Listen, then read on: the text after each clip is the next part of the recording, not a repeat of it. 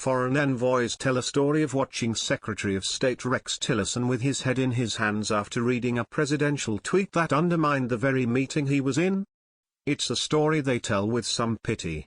Amid rumors that the top U.S. diplomat is frustrated and considering an early departure, friction between Tillerson, Trump and the White House team, as well as headaches the president has created for his foreign policy officials, are taking on new significance. State Department officials have batted back reports of a Rexit, with spokesman Heather Nauert calling them false. A senior agency official who recently met with Tillerson told CNN that the secretary isn't letting any stress show, adding that he's been working with determination. The secretary himself insisted today that he'll stay as long as the president lets me. He added that his relationship with Trump is good. Lawmakers close to Tillerson say they think he'll persevere. I think he's willing to deal with all the things that exist to try to ensure that this administration and our nation is successful in foreign policy, Senate Foreign Relations Chairman Bob Corker, a Tennessee Republican, told The Washington Post. Corker added that he doesn't think Tillerson is on the verge of resigning. Differences between Trump and Tillerson have been on display from the start, as have the ways in which Trump has made Tillerson's path a bumpier one. Tillerson has encountered White House interference with his staffing choices. He's had to contend with Trump advisor and son-in-law Jared Kushner stepping in on high-profile policy issues, including the Middle East, and the 65-year-old Texan has often had to deal with the undermining effect of presidential tweets that contradict his policy statements. Tillerson has carefully acknowledged some of the challenges, telling an audience at the World Petroleum Council that his old job was a lot easier and noting the president's relative inexperience in global politics. In my old life, I spent a lot of time around the political world because I had to deal with governments all over the world, so I'm quite comfortable in these settings, Tillerson said in early July. In contrast, he said, we have a president that doesn't come from the political world. Asked about Trump's disruptive tweets on foreign policy a month earlier in New Zealand, Tillerson had said that the president has his own unique way of communicating with the American people and the world and it's served him pretty well. Asked the same question in July, Tillerson sounded more subdued. He cited the dynamic situations he encountered as an oil executive. Yes, things are going to happen, he said, speaking in Istanbul. Then he added, it is more difficult, because of just the elements we talked about. Mexican diplomats have had a front-row seat to observe just how difficult Tillerson's job can be. In late February, Tillerson and Homeland Security Secretary John Kelly traveled to Mexico to repair damage done by Trump's dismissal at the launch of his presidential campaign of Mexicans as rapists, criminals and freeloaders. His declaration that the military would be used for deportations, and his insistence that Mexico would pay for construction of a southern border wall. Tillerson and Kelly put their hands to their heads, the diplomats said, their frustration and disbelief visibly apparent as the meeting was abruptly stopped. The two sides had to separate, regroup and reconvene later. In the months since, Trump hasn't stopped dropping presidential tweet bombs on his own officials.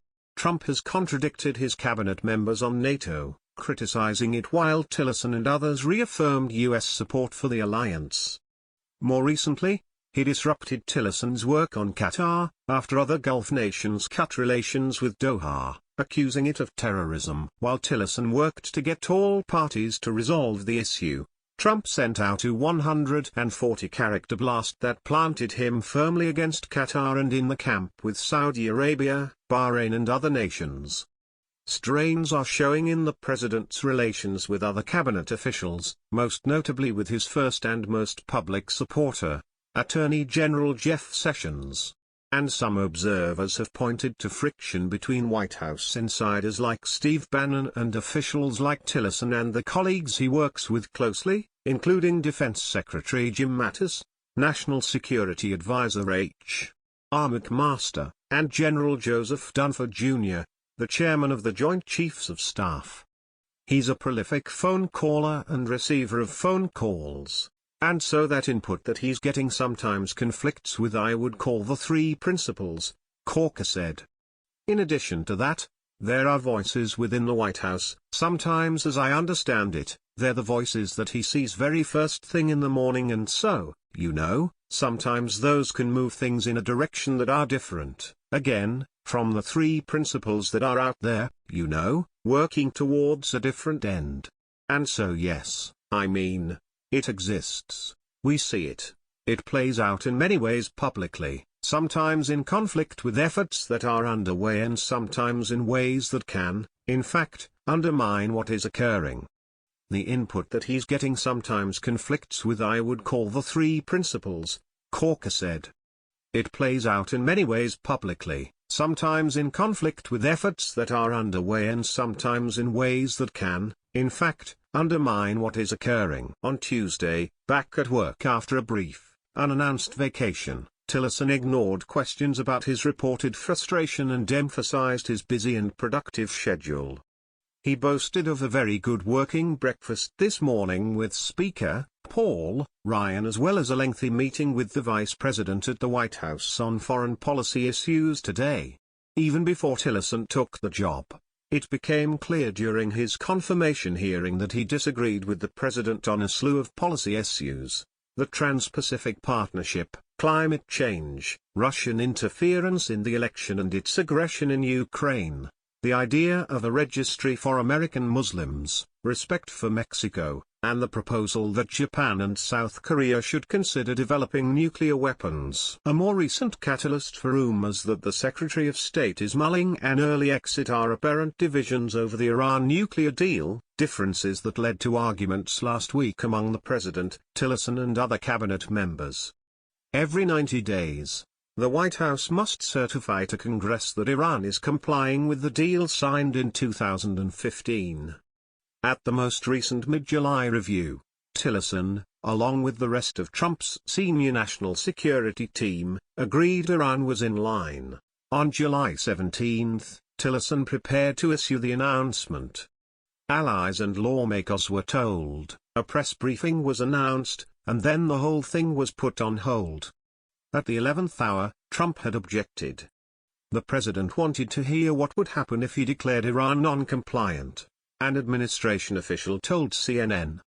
The official said there were voices within the White House arguing that Iran wasn't complying, but the source heard no concrete examples of how Tehran was violating the deal. Tillerson argued that Iran was, in fact, in compliance and that the administration should proceed. It was an argument he had with Trump personally, but it took until the mid-afternoon before a decision was made to go ahead. The State Department announcement was delayed until the following day. This article has been corrected to more accurately reflect what Senator Corker told the Washington Post.